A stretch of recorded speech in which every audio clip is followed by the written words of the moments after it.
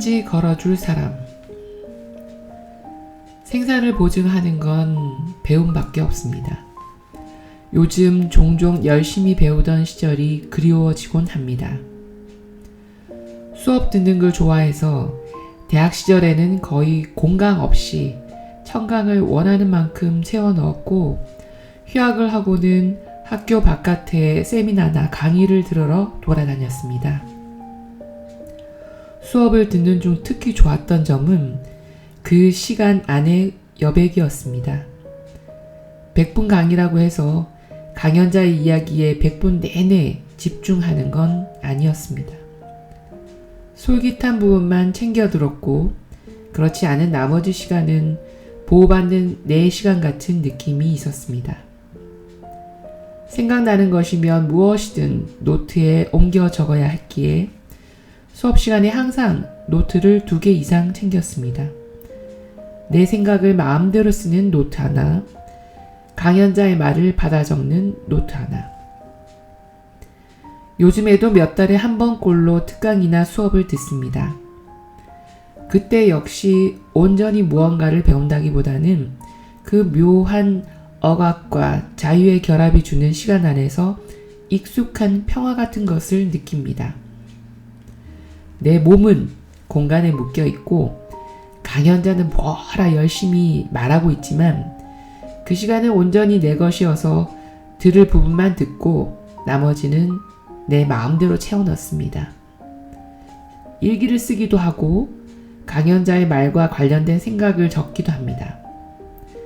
그런 반강제적이면서도 자유로운 이중적인 시간이 주는 위안이자 힘 같은 게 있습니다. 내 20대를 채웠던 시간의 절반 정도는 그런 시간이 아니었을까 싶습니다. 말이든 글이든 생각이든 나의 생사는 그런 시간에 비치고 있습니다. 또 하나 드는 생각은 글을 써서 먹고 살기로 했다면 글쓰기 배우는 일을 게을리 하지 말아야 한다는 점입니다. 글을 써서 어느 정도 먹고 사는 시점이 오면, 그래서 자신의 글을 이른바 전문가 이름으로 내놓는 시점이 오면 주변에서 피드백을 얻는 일이 급속도로 줄어듭니다. 그건 이제 내가 글을 완벽하게 쓸 수 있게 되어서가 아니라 다른 누군가가 작가라는 직함을 가진 사람의 글에 대해 말하기가 쉽지 않기 때문입니다. 나부터도 글 써서 원고료 받는 주변 사람들의 글에 대고 이러쿵 저러쿵 하지 않습니다. 글이 나쁘거나 문제가 있으면 그냥 입을 다물고 글이 좋으면 칭찬할 뿐입니다. 사실 이런 과정으로 거의 모든 작가, 교수, 문인들이 평생 발전하지 못하고 정체되거나 오히려 글쓰기가 퇴화됩니다. 일단 등단을 한 작가에 관한 한 그의 글은 스타일의 영역이 될 뿐 우열이나 옳고 그름의 영역이 되지 못하기 때문입니다.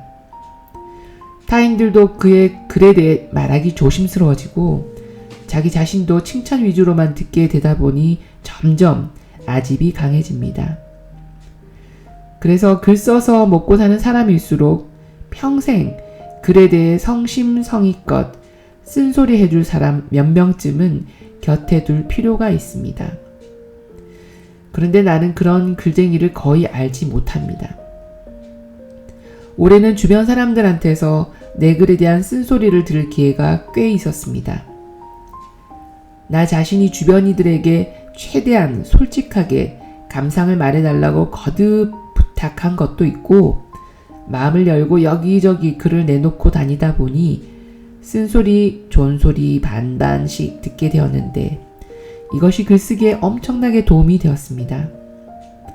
할 수만 있다면 곁에서 끊임없이 글의 문장과 문단, 전체적인 구조나 내용에 대해서까지 서로 딴지 걸어줄 수 있는 글쟁이들의 평생 모임을 가지고 싶습니다.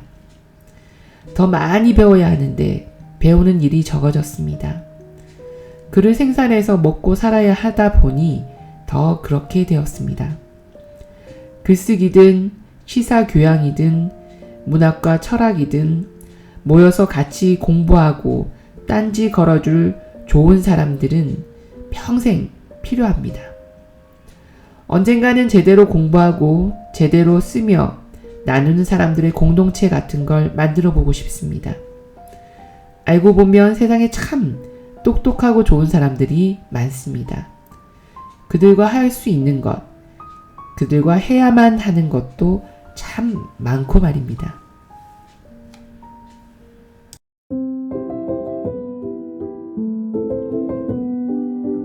여러분 어떠셨어요? 옛날 생각이 막 나네요.